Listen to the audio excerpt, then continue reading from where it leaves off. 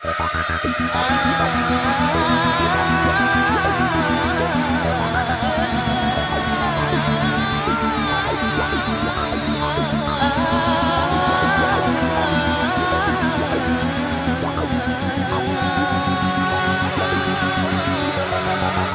the idea of conflict and water in the Middle East, we first have to remember that this is the most driest area, or one of the most driest areas in the world. It's considered the first major region in the world that is running out of its water supply. The best example is Israel, which has run out of its own internal water resources already in the 1950s.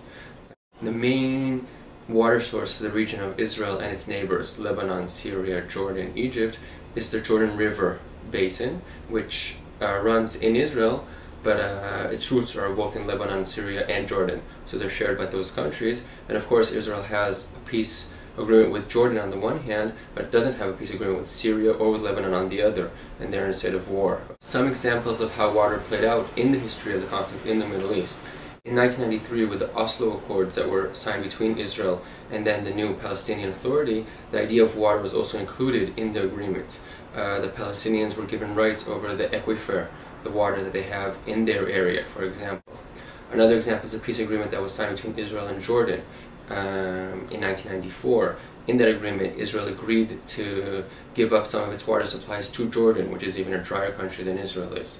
On the other hand, people say that one of the reasons that Israel and Syria didn't succeed on signing a peace agreement, even though there were some attentions to do that, to sign that kind of agreement, one of the main obstacles to that agreement was the idea that Syrians will have a pathway to the Sea of Galilee.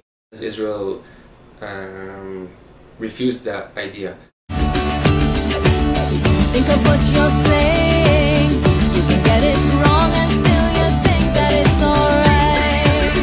Think of what I'm saying. We can work it out and get it straight or say goodnight. Some sign of hope though.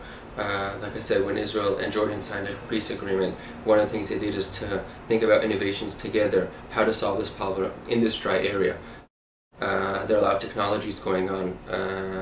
The drip technology, which is a famous one that was developed in Israel and is now in a cooperation between Israel and Jordan, trying to evaluate that technology and spread it throughout the world.